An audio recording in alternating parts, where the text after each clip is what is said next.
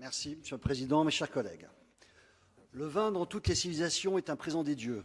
Donné aux judéo-chrétiens par Noé et aux Grecs par Dionysos, le vin est une boisson sacrée offerte aux hommes. Quand je dis cela, j'inclus évidemment les femmes, je suis pour la parité dans l'ivresse comme dans le reste. Dans l'Antiquité donc, on pensait que le sang contenait l'âme et le vin, par analogie, était le sang de la vigne, donc de la terre. La vigne a marqué et marque toujours notre civilisation, notre terroir, notre culture, notre art de vivre et notre identité.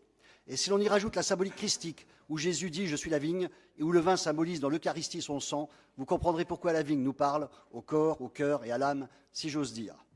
Imaginez si Jésus avait lors des noces de Cana changé l'eau en thé à la menthe ou en fleurs d'oranger et non en vin, la face du monde et la joie de nos repas en auraient été transformées.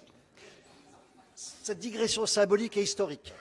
En fait, revenons à notre rapport sur l'onotourisme en tant que filière prioritaire. C'est un gisement tant touristique que culturel, gastronomique et bien sûr économique, et même architectural, si l'on veut développer de nouveaux types de chais et de caves à l'instar de ce qui se fait dans le monde avec succès.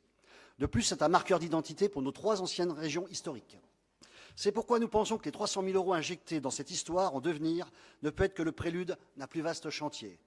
Il y a en effet 114 caves en Champagne-Ardenne, 134 500 hectares, 300 caves et coopératives en Alsace, représentant 15 527 hectares, et enfin, pour le petit dernier, la Lorraine, qui ne demande qu'à grandir, ou plutôt à retrouver sa gloire passée, 15 négociants et caves coopératives sur 180 hectares.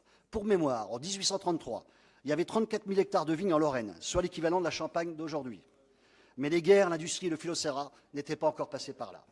Permettez-moi donc, en tant que Mosellan, de croire au retour de la Moselle dans le monde des grands crus, ou pour le moins dans celui des crus de caractère, qui n'ont cessé d'accompagner notre chère Moselle, rivière qui, comme le déclamait au IVe siècle le poète Ozone, est riche en coteaux que parfume Bacchus, quand l'azur du fleuve reflète les ombrages de la colline, l'eau paraît avoir des feuilles, la rivière semble plantée de vignes.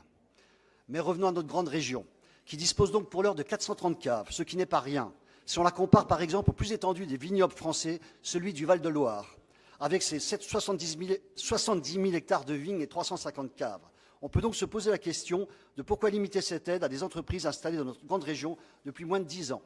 L'adhésion à une charte de qualité et un socle commun de prestations est une idée judicieuse qui se pratique ailleurs avec succès. On peut s'inspirer par exemple de celle de la vallée du Rhône qui dispose de 3 catégories selon l'accueil et des prestations complémentaires offertes au public.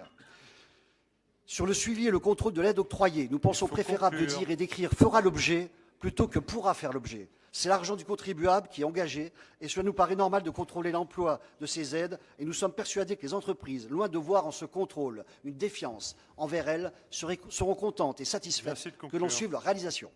Enfin, j'en termine pour vous dire que notre groupe votera pour cet appel à projet afin que, comme l'écrit l'un des plus illustres poètes né à Metz, Paul Verlaine, on puisse continuer longtemps à boire dans l'honnête verre où rit un peu d'oubli divin. Je vous remercie.